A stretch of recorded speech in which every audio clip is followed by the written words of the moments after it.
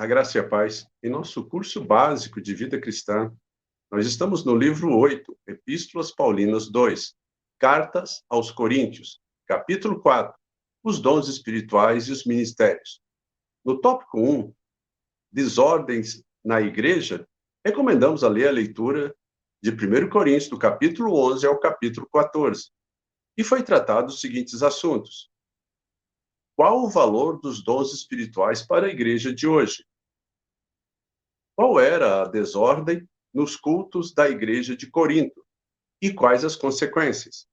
E hoje, no tópico 2, os dons e o relacionamento entre os crentes. Recomendamos aí a leitura de 1 Coríntios, no capítulo 12. Amém? Então, amados, observe, nós fizemos um resumão na aula passada, dando ênfase ao capítulo 11, tá? Então, agora nós estamos voltando para ver os outros capítulos até o 14. Então, nessa aula de hoje, vamos ficar no capítulo 12. Amém? Então, no capítulo 12, Paulo expõe a obra do Espírito, né, bem como a igreja como o corpo de Cristo, e dá orientação quanto aos diversos dons espirituais.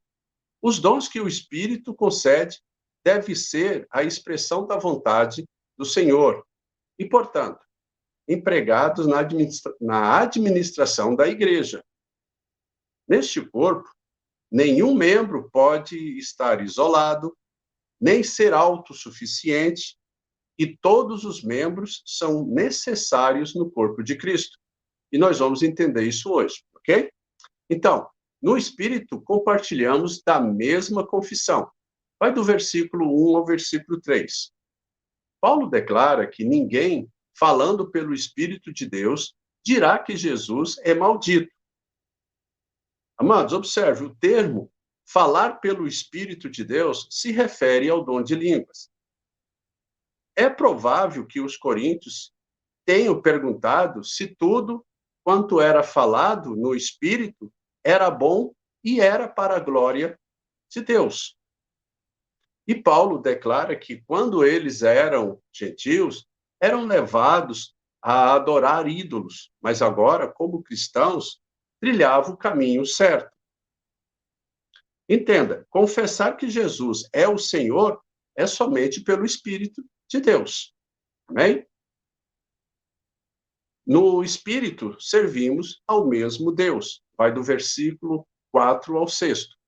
Paulo afirma que há diversidade de dons e ministérios operando na igreja, mas que o Espírito é o mesmo. Entenda, os cristãos diferem entre si não somente na personalidade, mas também nos dons espirituais, distribuído a cada um deles. Não se deve esperar a uniformidade da experiência e do serviço espiritual.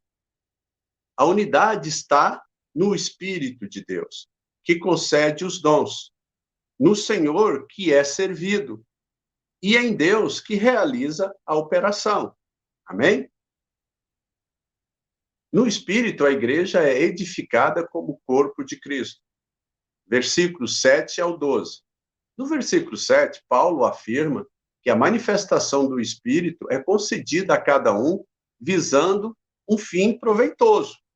Isso indica que cada membro da igreja deve ter um dom, que ninguém é excluído quanto a receber dons de Deus. Porém, o dom não é para o crente, ele deve ser usado para edificar a igreja, o corpo de Cristo, amém?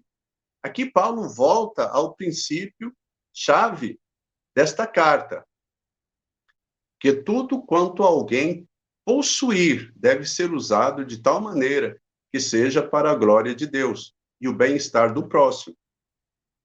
Alguns dons são mais aparentes, amados, na sua operação do que os outros, mas isso não significa que os seus portadores são mais espirituais do que os outros, amém?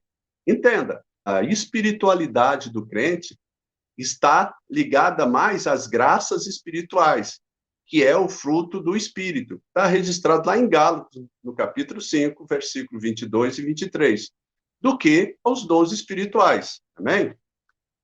A partir do versículo 8, são enumerados os diferentes dons, e Paulo menciona 9. Os dois primeiros dons mencionados são o dom da palavra de sabedoria e o dom da palavra do conhecimento. A palavra de sabedoria é uma expressão da sabedoria dada por Deus para satisfazer a necessidade de solução do problema urgente.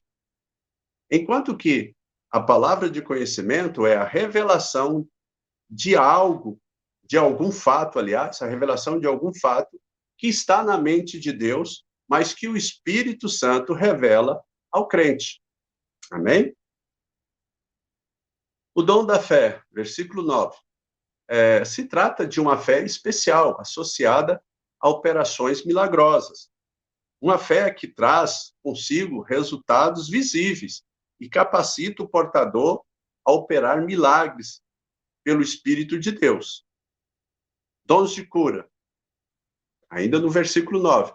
Deus concede estes para a operação de milagres, restaurando a saúde de pessoas. Amém? Operações de milagres, versículo 10. A operação de obras poderosas, tais como as que Jesus operou no Evangelho e os discípulos vista em Atos.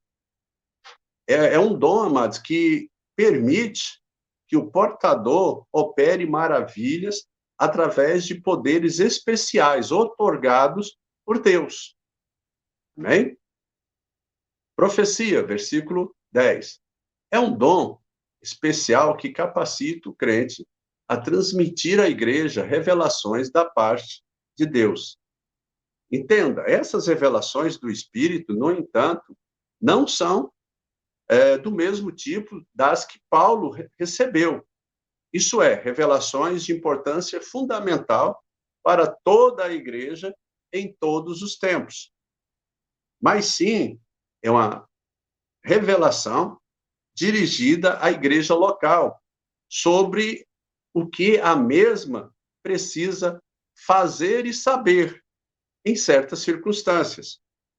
E Paulo exorta os coríntios a desejar e buscar a profecia.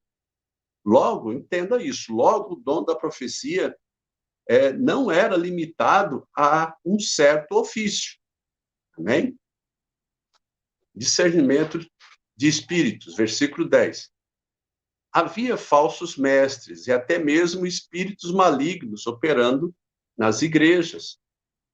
O que recebe o dom de discernimento de espírito tem uma revelação, uma capacidade específica da parte de Deus para distinguir entre os espíritos bons e maus, entre os ensinos bons e os ensinos maus, entre os homens bons e os homens maus. Amém?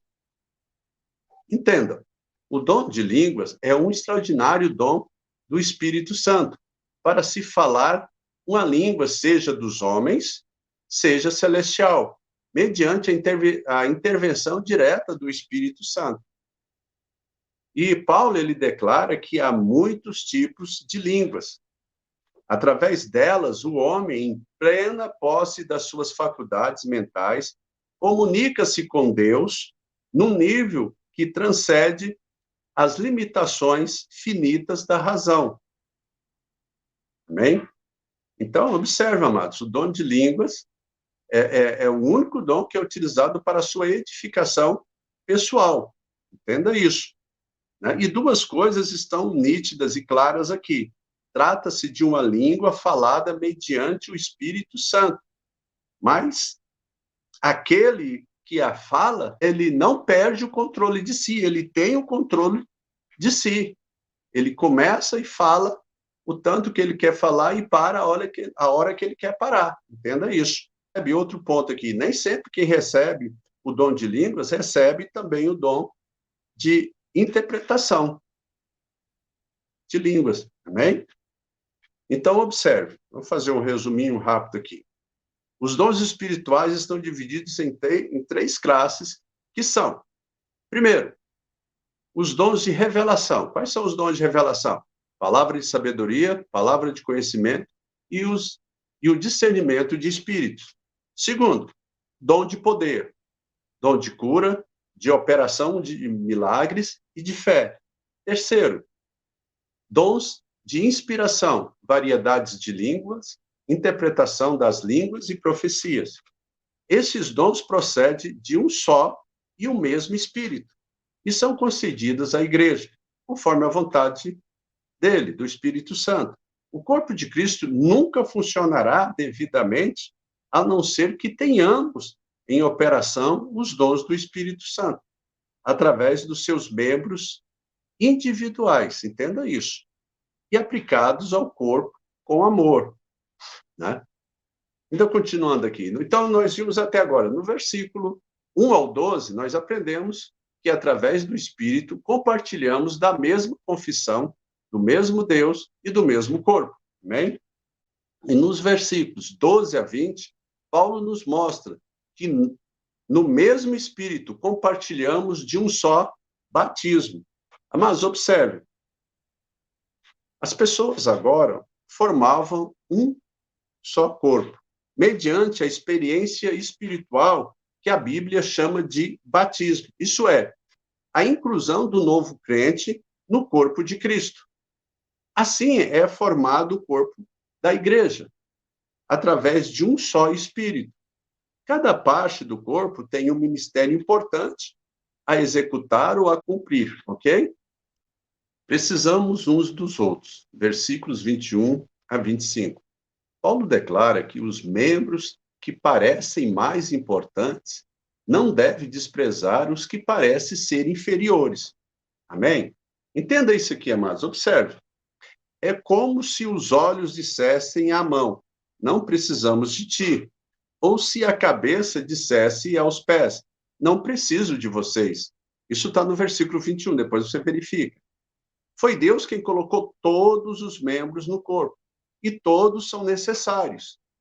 Entenda isso. Foi assim para que não haja divisão no corpo. Precisamos aprender a manter a comunhão na oração, no sofrimento, na busca da vontade de Deus e na palavra de Deus, né? Significa que, às vezes, podemos melhor conhecer a vontade de Deus buscando sabedoria com a ajuda de outros irmãos, a comunhão, né? Cada membro, amados, da igreja tem um talento, isso é notório, um papel importante a desempenhar, e essa função não pode ser substituída por qualquer outro membro. Todos são necessários em seus devidos lugares, e nós temos que entender isso. Fomos designados uns para os outros, versículo 28 a 31. No versículo 28, Paulo volta à diversidade dos ofícios e dons que Deus deu à igreja, que é uma só, descrevendo os serviços diferentes levados a efeito na igreja.